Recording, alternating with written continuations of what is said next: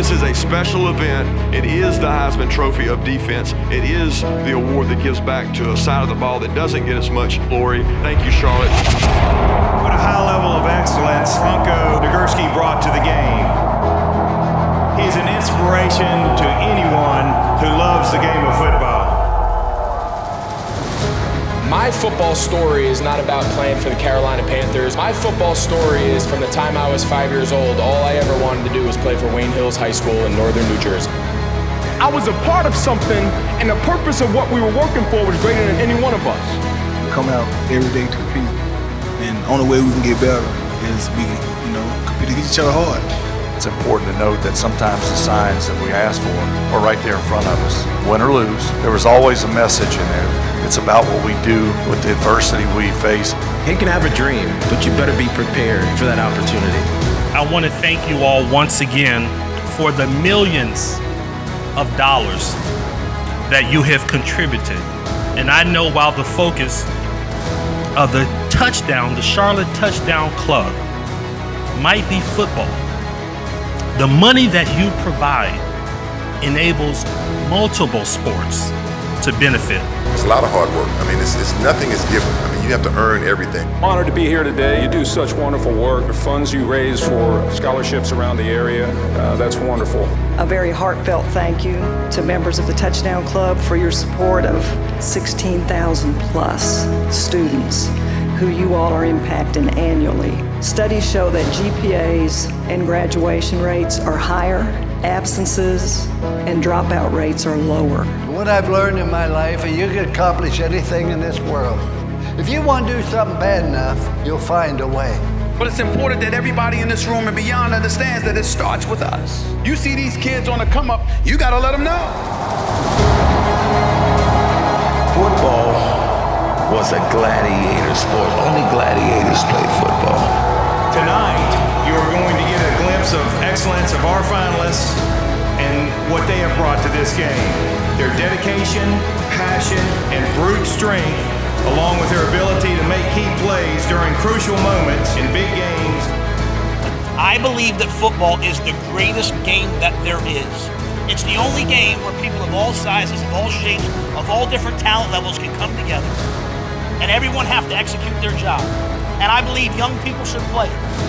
I believe it builds character. It teaches us how to sacrifice and be humble. Life is all about when you get punched in the gut, finding a way to get up and dust yourself off and get back in the ring and just keep swinging, son. Just keep swinging.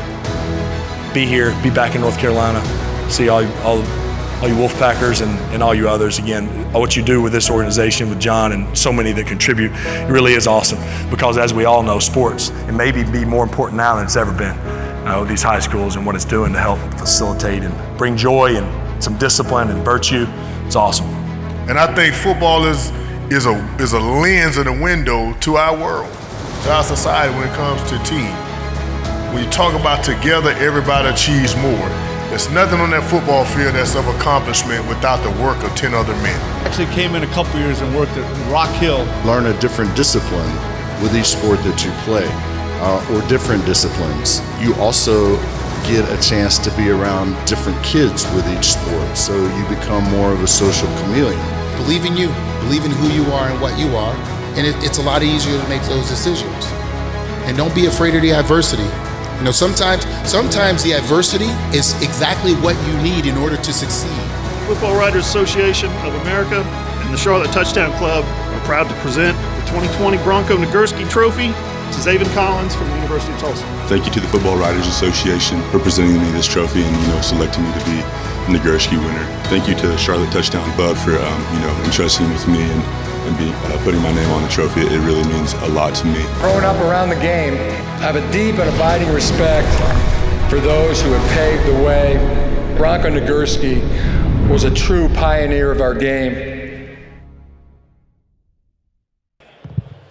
Good afternoon, good afternoon. We're going to get started. Hope everyone's ready for an awesome luncheon today.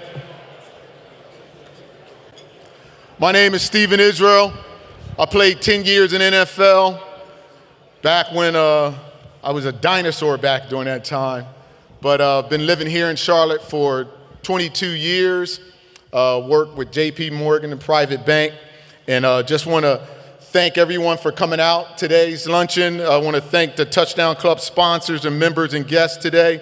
Also, I want to thank Blue Devil Innovation Syndicate for being a big partner with today's luncheon, and also a huge thanks to Pinnacle Financial because the overall speaking series throughout the year, Pinnacle is the sponsor for that. We want to thank Pinnacle for what they do, and also our media partners for Radio 1 Charlotte, News Talk 1110, and WBT, and also WFNZ. You guys ready for an awesome summer coming up? Yeah, come on, let's hear it. We're gonna have, this is Charlotte, right? For everyone that is not from Charlotte, but you moved here, you probably moved here for a lot of the same reasons I did. Business, but not just business. This weather is unbelievable. This is the San Diego of the Southeast, right? Anyway, I want to introduce now the Charlotte Touchdown Club Board of Director, Mr. Tucker Wendell. Tucker?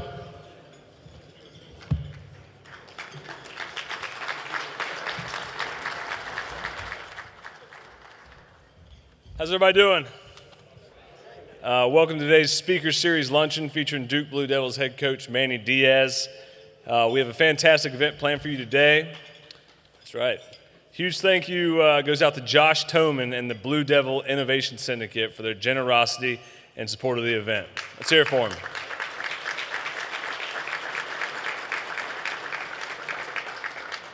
I'd also like to pass on our sincere appreciation for this year's club sponsor team made up of more than 70 companies for their generosity and continued support.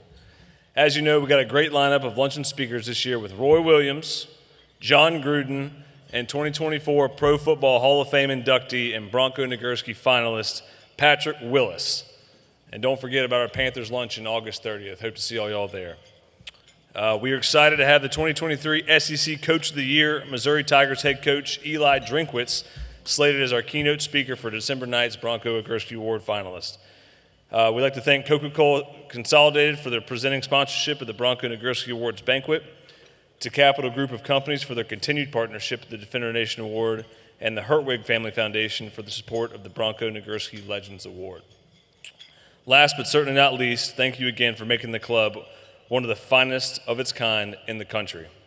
The financial support provided each year to athletes and athletic programs across the Charlotte region would not be possible without your generosity. Thank you, and enjoy today's program.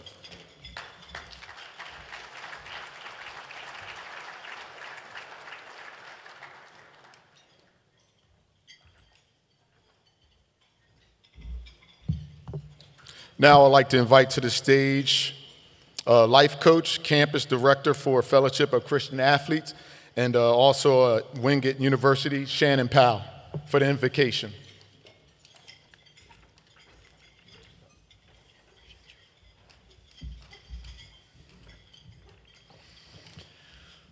John Rocco, my friend, thank you for allowing me the honor to pray today. What a privilege it is to be given the gift of speaking directly with the one who gives us life. For that very reason, I would ask that you would pray with me now. Let's pray together. Gracious Heavenly Father, we take this moment to pause today to express our thankfulness for your infinite goodness and your marvelous grace.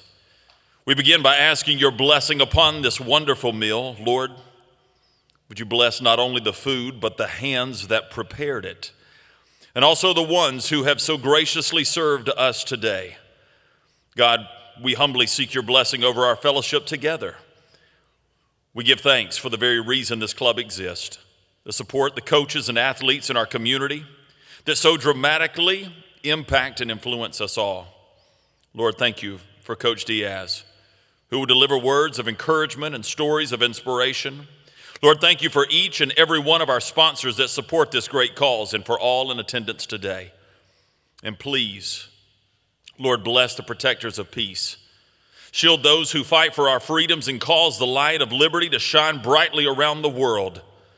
Lord, we pray also for the families of our fallen heroes, so recently celebrated this week. and ask that you would comfort the hearts and the homes where a chair once occupied now sits empty. Father, I make two requests on behalf of every man, woman, and child present here today.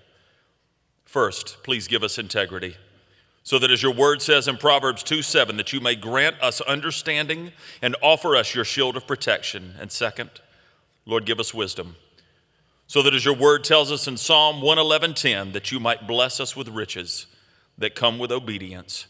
I ask these things in the precious name of the only one who lived and died to make us truly free. In Christ Jesus alone, amen.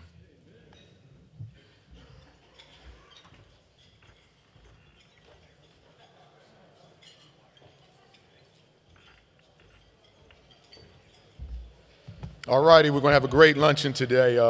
Just want to thank everyone for coming out again. Enjoy your lunch, and when we come back, we'll get the show started. Thank you. Hope you enjoyed your lunch, and would love for all the guests to recognize our over 70 sponsors and patronize our sponsors that sponsor the Touchdown Club sponsor team members highlighted on the videos to my left and right. Also, the Touchdown Club would like to thank Crown Sports Sales and Rydell for the support for today's silent auction. We're going to get started with the raffle now. We got Catherine Stewart will be my assistant. Let's hear it for Catherine. Catherine.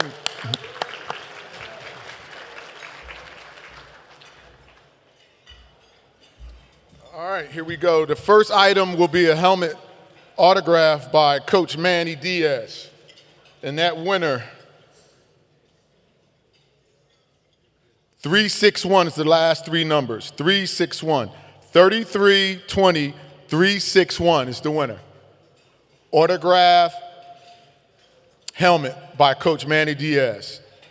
3320 361. We got a winner? All right. Next item, item 2, football autograph by Coach Manny. The winner is 3320 418. 3320 418. Football autograph by Coach Manny Diaz. Got a winner. Next item will be a mini helmet autograph by Coach Manny Diaz. That number is 3320 397. 3320 397 is the winner. Got anybody on that? 397, last three. Yep, we got a winner. You win the mini helmet autographed by Coach Diaz.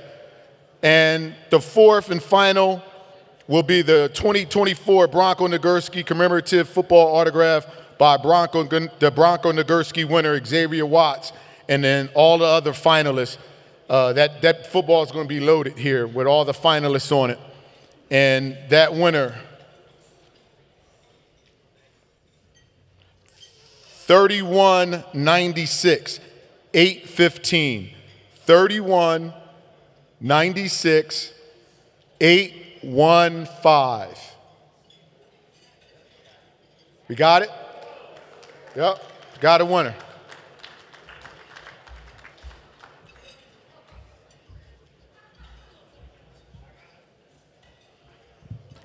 All right, thanks a lot, everyone, for that. And don't forget to place your bids for today's silent auction.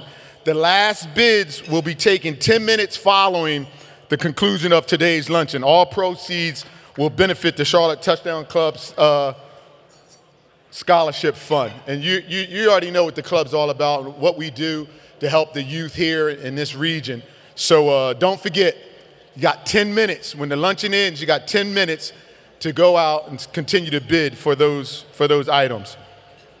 Now, for the centerpiece is the football autographed by Coach Manny Diaz. And how do you win it? This is how you win it. The winner of the autographed football will be the person with the sticker that says "You are the winner" located on the back of the autographed card. At each table, you got that autographed card, and at the top, on the back, it says, a sticker says, "You are the winner." If your card has "You are the winner" sticker, you win the Coach Manny Diaz autographed football.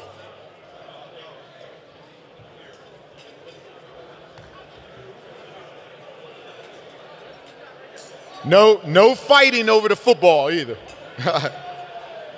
All right, so now we want to acknowledge some special guests in attendance today.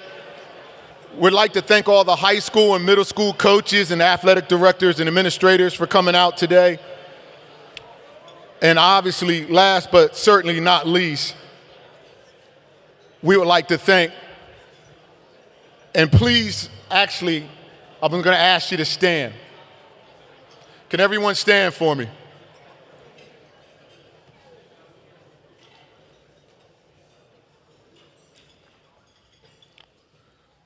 We would like to welcome and thank for coming out, and please give a warm welcome to all the current and former U.S. military heroes, to our first responders from our police and fire departments in attendance today. Let's hear it for the people that really take care of us.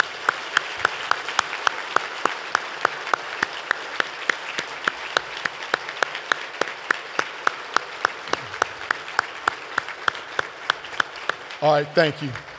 For so many of you, I know it's either directly in your families or indirectly you have family members and friends and neighbors that serve our country, and we can't applaud them and show them love enough. Not enough, believe me. All right, today's speaker, obviously you guys came out to see Coach Manny Diaz. And, you know, for Coach, to come to the Touchdown Club, you have to have a Charlotte Touchdown Club membership card. And you would say, well, Steve Israel, how did you get your touchdown card? You didn't go to Chapel Hill or Duke or Wake Forest or NC State or App. No, I didn't. But I got my Touchdown Club card because my parents were born and raised in Rocky Mount, North Carolina. And so I spent every summer as a kid there. And so that's how Rocco and the board decided and voted to give me my card. But then you say, well, how did Coach Manny get his Touchdown Club membership card? Well, some of you may have forgot, but after he started his coaching career at Florida State, he went where? I heard it. That's correct, NC State. Not only was he at NC State, he did an unbelievable job for that defense, right, Coach? Anyway, we're going to let the video play. After the video plays, the next person that will be on stage is Coach Manny Diaz.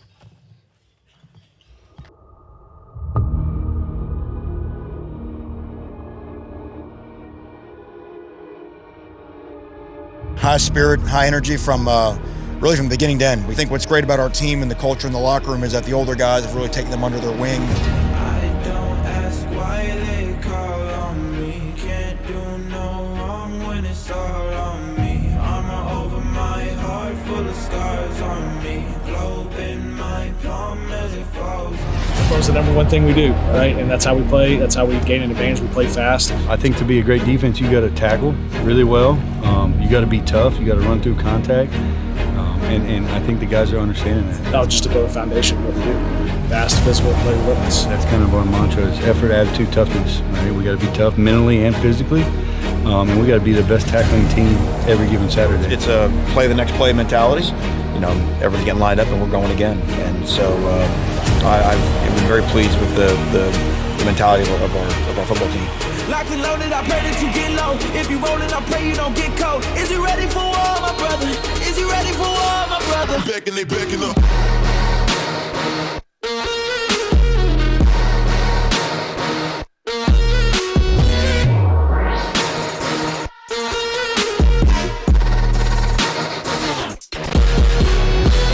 Foundation. I think it's about how we build our culture and how we throw and catch the ball, our culture and how we play fast and how we execute. And that's the number one thing. It ain't about plays. It's like, hey, do we have a foundation of how we play fast? I think we need to establish our identity, particularly on defense, as being an incredibly aggressive unit. I think that's going to be our strong suit. That's been emphasized by the coaching staff, and I think we're gonna attack that. Because for us, the standard is a standard. The standard doesn't change. You know, it's just the standard is a standard, and you know, it's just getting guys to uphold that standard, even when one of us goes down. Locked and loaded, I pray that you get low. If you rollin', I pray you don't get cold. Is you ready for war, my brother?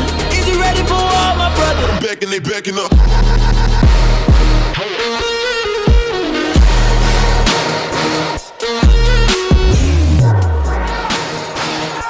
Out of the way, play 57. He can throw it.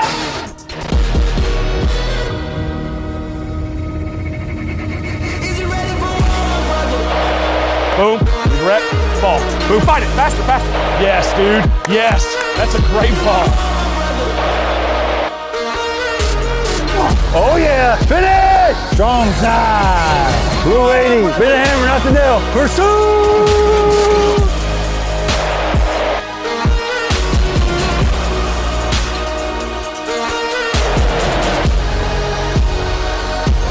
You play football, best days of your life.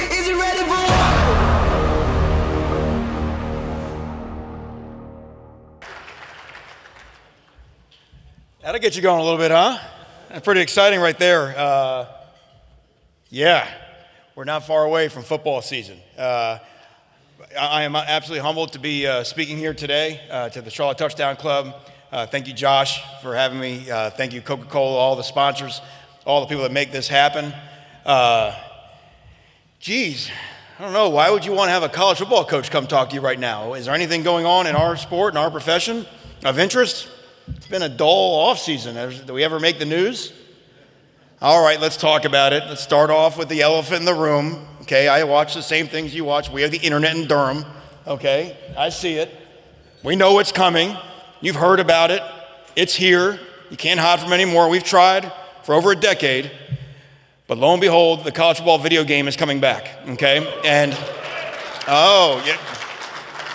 Sure you would clap. Sure you would. You're not the one that has to deal with the aftermath of that. See, you don't think like this, like a coach does. The aftermath all across the country is our players are going to immediately go to the store and buy it, immediately turn it on, immediately play with Duke, and immediately check and see what their rating is. And they're immediately going to go to our mental health counselor when they find out that our defensive back who thinks he runs a 4.3 and they've got his speed as an 81 on the game, and they're going to end up in my office, okay?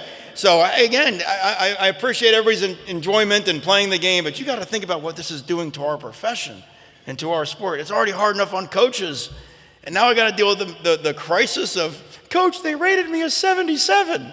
So, well, son, just because they rated you as 77, why don't we renegotiate your NIL? How about that? So, oh, you've heard of NIL. So you've probably heard about the house settlement that just happened. So let me try to sum up what that means, okay? So everybody in the Charlotte Touchdown Club and everybody that's been coming to these luncheons, okay? So what the courts ruled that everybody that was here before today, because they were not blessed enough to see Manny Diaz speak, right? That the people in this room owe those people $2.6 billion. So we'll be passing hat around, okay, to try to find that money, okay? So that's going to come 40% from the NCAA, and it's going to come 60% from all the conferences. You know, because everybody's got $2.6 billion with a B in between the couch cushions, right? So once we find that money and pay that, then the next thing that's going to happen, okay, and to kind of draw it into, so all y'all on this side of the room, okay, are going to pay everybody on that side of the room about $20 to $22 million a year. Okay, so y'all got to find that too. So we'll wait. Go ahead and start counting it up. Everybody put your wallets on the table so we can come up with 20 million. So here's the cool part. So once you pay them, so you want to ask how to pay them? How do you want to pay them? I'm not going to tell you. What about men and women? Do they get the same? Not going to tell you that either. I'm going to wait till you do it, and then we're going to sue you.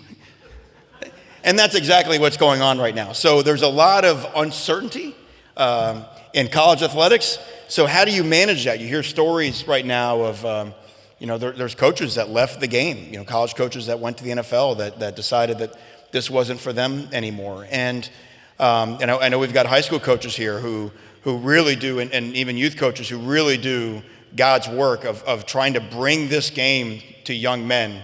And I think it's very easy in this age to get cynical. It's very easy in this age to get caught up in all of these other things that have impacted our game, and to forget what it is that we do. And I want to talk a little bit about what we believe we're doing at Duke and why we think that wins. As much as the stuff that I'm half joking about is trying to make our sport very transactional. right? What can I get? And I assure you right now, across college football, there are some programs that are really marketing themselves as transactional programs. That, if I'm here for what you can give me in the short term, I'm going to try to maximize what I can get. And look, everybody in this room, everybody has a chance to maximize their earning potential. Again, there's nothing inherently wrong with that. But at Duke, we believe our competitive advantage is that we want to be a transformational program. We still believe that we have the opportunity, after these young men come out of high school at 18, 17 years of age. If you all remember when we were that age, I think we have a chance to impact their lives from that age group more so than anybody else. And here's the thing that's so important, is why I'm in such respect for anybody who coaches at any level. If that doesn't come from us, if that voice doesn't come from us, who's it going to come from? And I'm not sure that there's a really good answer to that. I'm not sure we're getting that in a lot of other places elsewhere in society. And so what does that mean? So how do we try to accomplish that at Duke? Well, what makes Duke unique? Why would I even want to be at Duke anyway? I was at Penn State the last couple of years. I was at Miami before that. What drew me to Duke? And what drew me to Duke was I had some inside information. You've seen the success that Duke had over the last couple of years. 9-win season followed by an 18-win season. 17 wins at Duke. College game day there, storming the field, beating Clemson. A lot of really outstanding moments, outstanding memories. But on the inside, what I was finding out there were some coaches on the staff that I'd worked with previously. And what they kept telling me about was the quality of young man, the quality of the kid, and the ability that they have to work really, really hard for one another. Oh, by the way, the things that this game is supposed to be founded and built on, the thing that these games are supposed to be teaching our next generation of leaders. So bizarrely, I'm just hanging out in State College, Pennsylvania, don't have any idea when the sun's going to come out again. I'm sorry, I didn't mean to say that out loud. I had no idea when, another head coaching opportunity would ever come around my way. All the while, last summer, my youngest son, I've got 3 boys, my youngest son is 18 years old, and my wife visited Durham, and he decided that Duke was his number one choice. Applied early decision to Duke, and as he's about to find out whether he gets into Duke, the Duke head coaching job opens. And I get a phone call asking if I'd be interested. So I tell my wife says, all right, we're going to screw this up for our son. This is what you do. You know what I mean? Like, you've already moved us to the center of a field in Pennsylvania, right? So what are you going to do here? So we actually had to sit down with my son and say, listen, here's the deal. If, Duke is interested in talking to your dad, but if you're not okay with it, we're not going to pursue it. Because what we didn't want to have happen is that Duke went and hired somebody else, and that kind of, wah sort of moment, and then he gets into Duke. And we didn't want, that was going to be the high achievement in the Diaz household, that we got a young man into Duke. And so, by the grace of God, the way it happened is that I was hired on a Friday, and I think the next Thursday is when the early decision came through, and he found out he got in. So I'm not only the Duke football coach, I'm also a Duke parent. But that's also, well, thank you, yes.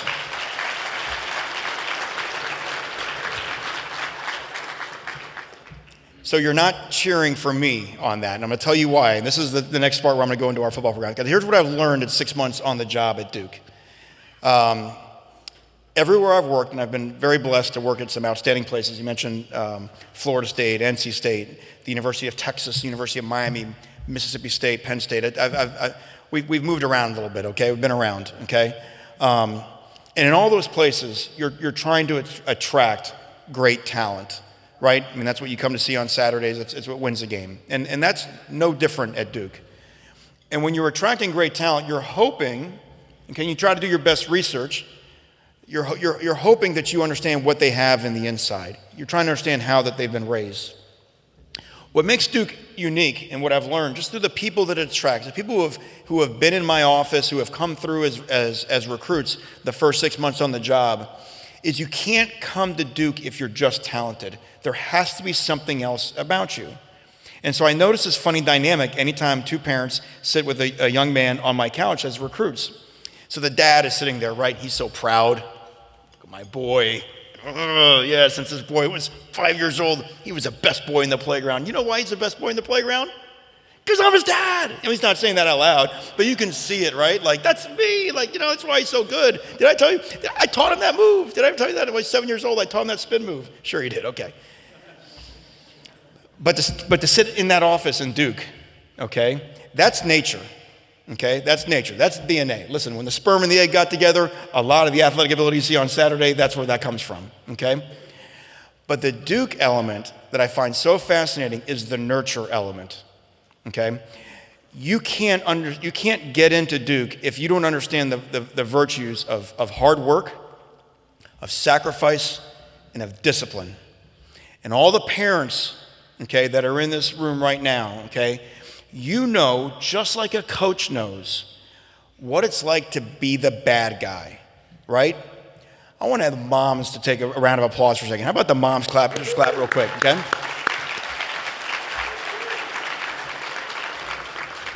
Because here's the really star of the story at Duke, okay? So, moms, you remember when you tell your children, hey, I need you to go up and clean your room, or I need you to go back and finish studying for your test tomorrow, or I need you to go and finish your homework and whatever. And you remember when your child's like, geez, Mom, you're really the best mom ever. I'm so happy you're asking me to do that. Other kids' moms don't ask them to do that, and you do, and that makes me so happy that I live in your house, and I just give you a big hug and kiss, and then go run up and clean my room, and then I clean my brother's room just for fun, right? Has that ever happened in your house? It doesn't happen in my house either, okay? So what I notice is that's all I'll ask the kids. I try to help the young men out, right? I'm a coach. That's what I do, right? So I'll ask the guys that we're recruiting. I'll say, why are you interested in Duke? And he's like, well, competing for championships is very important to me, but I also, I want to be in a high academic environment. I hold myself to very high standards, and academics is very important to me. And I'll say, where'd you get that from, those high standards? Like, where'd that come from, The ones that are like really sharp, there's actually kind of, I'm letting you in on like one of our evaluation tools. The ones that are really sharp, that can think on their feet, they immediately point to Mom, and they win like all the brownie points in the world. The other ones, they're like, well, I don't know, I've always had that in me. It's like, no, you haven't always had that in you, right? Like, come on, is there any one particular person you think? And they finally clue in, and they give Mom a hug, and I'm like, hey, there you go, and Mom gets it, right? So we spend so much time as coaches teaching how to work hard, teaching how to be disciplined. That whatever you want to do right now, you cannot do that because you have to do something that's going to pay off later. You know how fun that is when you're 8? It's not any more fun when you're 18. And for some of you in the room, I know it's not fun at 48 either, right? But that's, you hope, if you haven't learned it by 18, you got no chance by 48, right? So they already come equipped with those things. So coaching, you watch that video you just saw of our guys going through the spring practice, where instead of, a lot of times you're the first person. And listen, this is part of the job as a coach, and I relish it, and I love it, and I've had some great relationships with some of the players that I've been blessed to be around. But a lot of times, I was the first person that ever told them no. I was the first person that in their life that ever told them that your half-ass effort's not enough, that you have to go back and repeat that and do that again because that's not enough. And that's shocking when you've grown up without discipline. Sometimes these are like wild stallions, and the first one ever put a saddle on them, and they're just, and some of that wildness is what makes them great. And that's one of the hardest things about coaching, is trying to find that happy medium of just to get them to work in the framework of a system. Okay, what is sacrifice? Football is a game about sacrifice. That's why I think everybody's drawn to the sport, right? I know this is not called the Charlotte Point Guard Club or whatever. It's Touchdown Club, you know what I mean? Now, if I named it, I'd call it the Charlotte Tackle for Loss Club or the Charlotte Sack Club, but that's just because that's my defensive background. But so look, if we got to do that, if you got to teach them how to sacrifice, look, that's all on the brochure. That's part of the job. But our guys at Duke, they already understand that.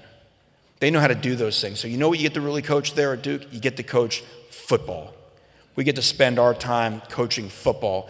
We have basically an off-season workout that I'll be driving back to starting here at 4 o'clock this afternoon. And we'll get a chance. Our guys will go out there, you watch them in that video, and what they'll want is, Coach, how do I be great at football? So what the pressure becomes on us as coaches is we have to be really true to who we are and what we stand for. Because if it's going to be a transformational relationship, okay, then what are we trying to transform? What are we trying to turn these guys into? So what you have to decide is what you believe, okay? What do you want to be known by? You hear all the time, like, what are your core values? And if you think about it, if I asked everybody in this ballroom right now, how do you want to be described?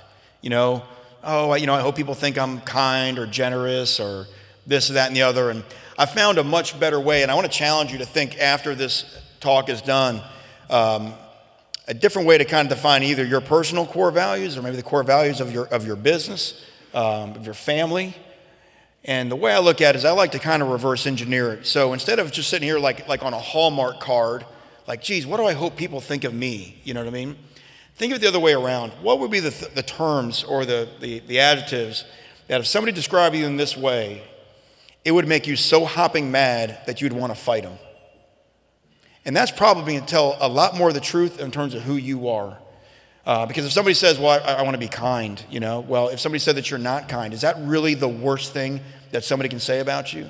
Maybe you're a boss and maybe people can see you as not kind. That's all part of it. And maybe it is, I don't know. Okay? But there's going to be certain things, there's going to be one thing that if somebody called me this, that would probably be about the worst thing that somebody could ever say about me. That's probably the most important thing in your life. That's probably the most important thing that defines your business. It's probably the most important thing that defines your family. And so at Duke, our number one core value is integrity. And we heard it in the prayer today. We heard a scripture about integrity. And everybody naturally thinks about integrity in terms of being honest with others and in our relationship with others. And it's certainly a part of it. But in this day and age, and look, whether you're 18 or 48, it is what it is. But especially right now, if you are parents, if you're dealing with anybody that's being raised in this generation, the integrity with oneself, being honest with oneself, knowing who you are, knowing what you're really about, that is really, really difficult. That's really hard to do. Because we have all kinds of players. There's all kinds of people that say they want to be great, but do you really have that will? Do you really have that passion, that drive? Will you really hold yourself to that standard? And if you don't want to be great, that's fine. The world needs average people as well. And that's cool. But if you say you're going to be great, then we're going to push you in this certain way. We're going to coach you in this certain way. Not because that was our choice. That was your choice. So the response you're getting from us is simply that. And that's the same thing that goes back to parenting. You're going to have to be the bad guy at times. But you're being the bad guy because of what they've told you they want to become. If you want to be ordinary, I'm going to coach you like you want to be ordinary. If you want to be great, then there's some things that come with that as well. After that, it comes, so to me, reversing engineering that, the worst thing you'd be is a fraud or a hypocrite. We're going to say we're one thing and we're going to act in a different way. Because as soon as that's sniffed out in a football program, you're done. As a coach, as a leader, if I say, hey, this is what's really important to us, and then a week later, it doesn't matter, you have no chance in front of a team. After that, the second thing that to me we can't that would be a threat to our core and who we are would be somebody questioning our toughness. You heard that a couple times from our coordinators. Jonathan Pack, who's our defense coordinator, great young coach. Toughness, and everybody thinks about toughness in the game of football, and they think about physical toughness, and there's no doubt that's certainly a part of it. You heard him mention on the video, you got to run through contact. There's two types of people on the planet. There's those that run to contact and those that run through contact. It's just a line that separates us. You got to be able to run through contact. You got to be able to push through. But the physical aspect really quals in comparison to the mental aspect. Okay, your resiliency. How mentally tough are you? Will you quit? These are things, again, and I keep saying, think of it in the opposite extreme. What about Fred? Oh, Fred's a great guy. Really? Tell me about him. He's good. Yeah, if it gets tough, he'll quit on you a little bit, but just a little bit, you know what I mean? That's it. It's gone. You don't need to know anything about Fred. You don't want Fred in your foxhole, right? So again, mental toughness, emotional toughness. I think that's another thing that really gets overlooked with this age group, okay? Emotional toughness. We know we've got mental health issues, with this generation that are off the charts, and we're trying to really be on the forefront at Duke in terms of addressing that, okay? My relationship with the inner voice inside my head. And guess what, at Duke, because of the high standards that their parents held them to, moms, they've got an inner critic inside their head, Can't forgive others unless you forgive yourself. And sometimes that's the hardest thing to do. Football is a game of mistakes. Life is a game of mistakes, right? And you've got to be able to forgive yourself for that. So that's very difficult for our guys as well, trying to fight the disease of perfectionism. Oh, by the way, at Duke, you know what our guys have also? They got courage. You know why? They got to walk on campus and sit in classrooms. You know who they got to sit with? People that survived a 5% acceptance rate. I got invited to an admissions board meeting when they were going over some borderline kids whether they got in. The borderline kids had like 4.8 GPAs and like 35 on the ACT. And I'm like, who the heck gets into this place? And I'm thinking about my son, like, how they let him in, you know? And those kids are on that campus because Duke wants the most interesting kids on their campus. They don't want a bunch of robots that just have great grades. They want great, well-rounded people that add to our community. Well, our football players, they got to go get coached by us to a very high standard all morning, and then guess what they get to do in the afternoon? They get to go sit in the classes with all the 36 ACTs. You don't mean to tell me that doesn't take some courage? So when they got to walk through Death Valley or Keenan Stadium or all these other places, they've been some places. They've been to English class, right? They've seen some things, right? They've seen a challenge. So I admire them for that, okay? So that's why our third thing is you have to have a passion. You got to have enthusiasm, right? You got to have a zest for being great. It's hard to be great at things without some sort of type of enthusiasm. Passion, we tell our guys all the time, the root word for passion comes from suffering. Your passion is what will you suffer for? Are you passionate about your family? Will you suffer for your family? Of course you will. You passionate about your business? Maybe, you know. Don't look at the person at the table that you don't want to talk about right now. You know what I mean? Like maybe you are, you know.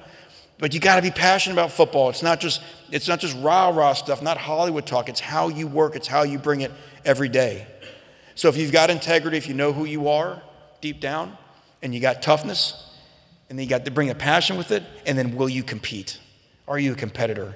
And do you have competitive excellence? You know, John Wooden talked about that being at your best when your best is required. You know, that no matter what the situation, that you can trust me that I'm going to compete. Compete doesn't mean win. That's one of the hardest things in youth sports. It's one of the hardest things I see with parents. We put so much on winning. We all want to win. We're adding I talked about all the money. I was joking earlier, right?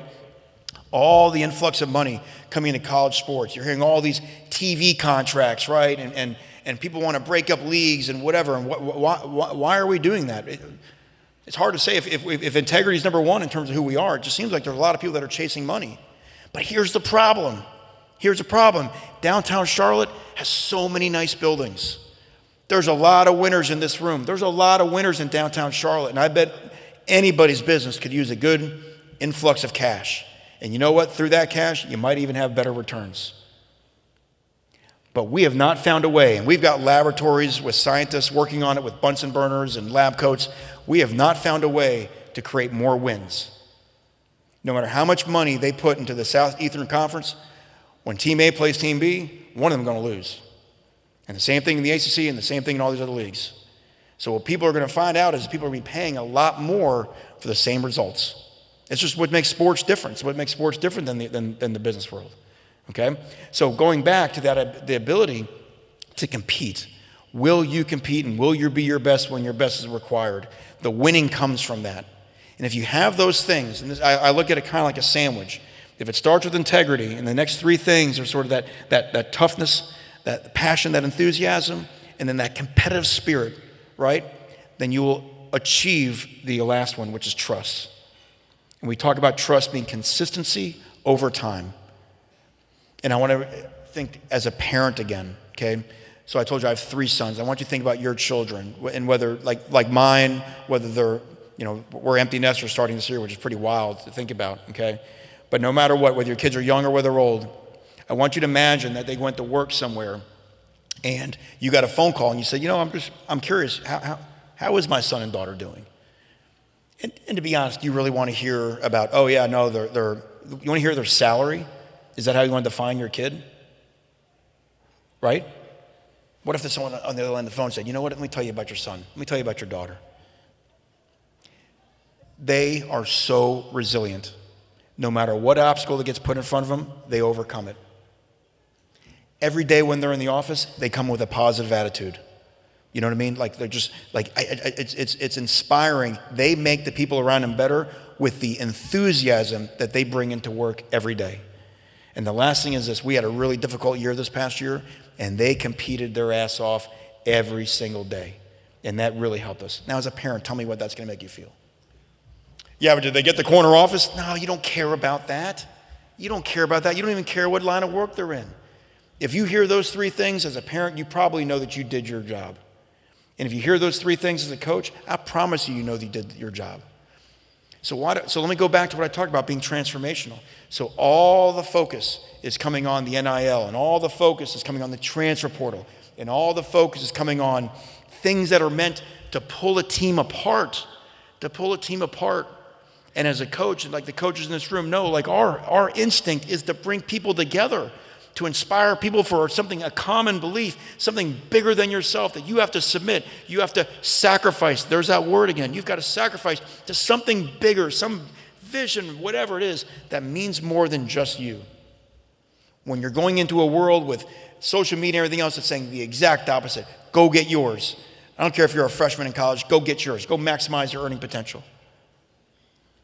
So the only way that you transform lives is the force of the things that I just talked about has to be greater than the force of the individualistic things on the outside. And that's why it's so important to have like-minded people. And that's what I've learned full circle, the blessing at Duke. So before I open up for question and answers, I'll close my talk is this. And this is why I'm going to give the gratitude to the moms here. It only stands to reason that our players want to be in a locker room with each other and love working out in the weight room, which is where they are right this moment with each other. They love running on the track in the summertime when it's 95 degrees outside with each other, because you hear these things like culture and chemistry and brotherhood and these terms that get thrown around. They get put on t-shirts or bumper stickers or slogans in buildings. Our players have a shared experience. They get each other.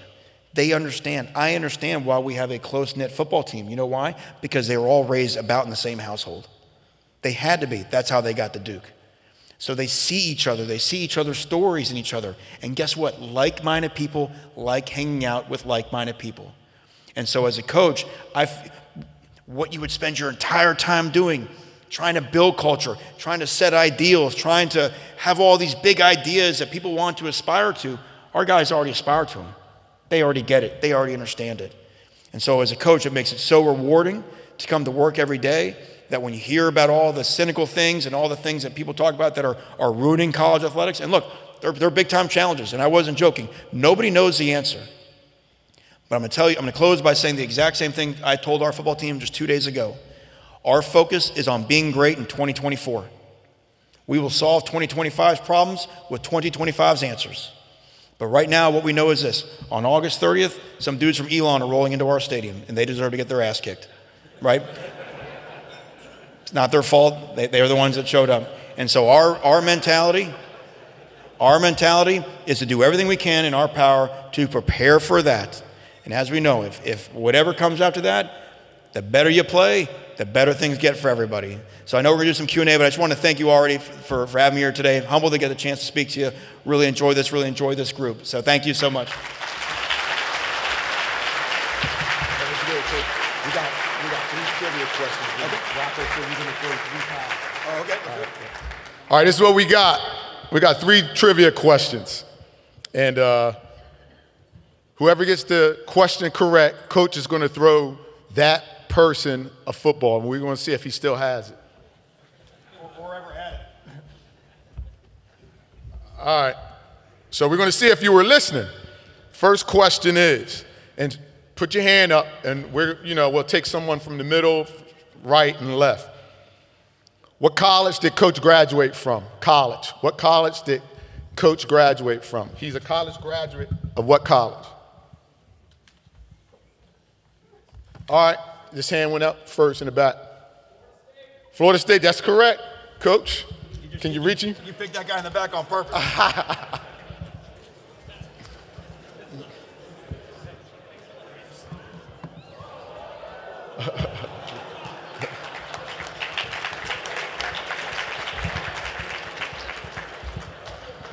I made the free throw in Cameron my first day on the job. After that, I'm good with all throwing events. All right, second question. In high school, what sports did Coach Diaz play? What sports did Coach Diaz play in high school? Any hands? Uh-oh, Coach. Oh, we got a hand in the back. Yup, that's one.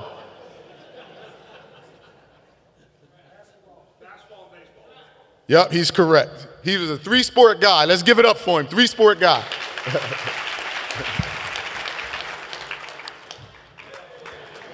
Oh, wow. I saw the hand-eye coordination. You looked it in, right? That's good. All right, last question. Before he started his coaching career, Coach Diaz was a media production assistant in 1997 for which station? Was it CBS, was it Fox Sports, or was it ESPN? Oh, that went up quick in the back. Fox Sports, no, incorrect. CBS, well, so the next person, who wants the football? Coach, where do you want to throw it? I'm going to let you pick, Coach.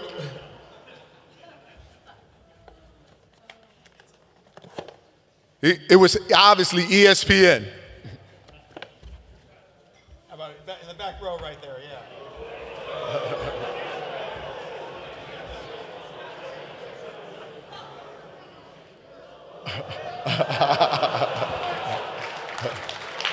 All right, good stuff. Hey, so I would really love for you guys to help me give Coach a great applause. And let's hear it for Coach. Let's make sure we go out to Duke and support him, support his family. And don't forget that his son is a student on campus as well. Thanks, Coach.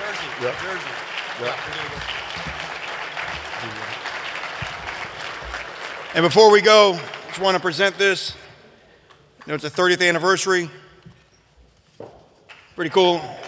24 jersey, Nagurski on the back. And again, thank you for all this club does through this award and through the community in Charlotte. Thank you so much.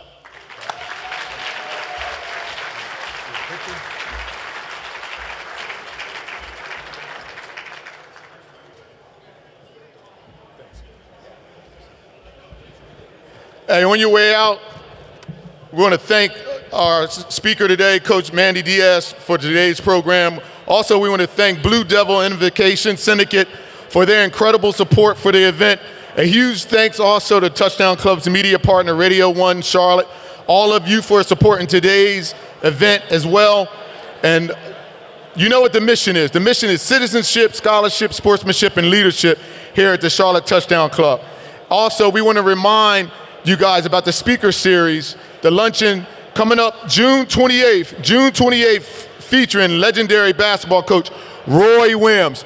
So on your way out, don't forget June 28th, legendary basketball coach Roy Williams. You guys have a great rest of your day. Thanks for coming out.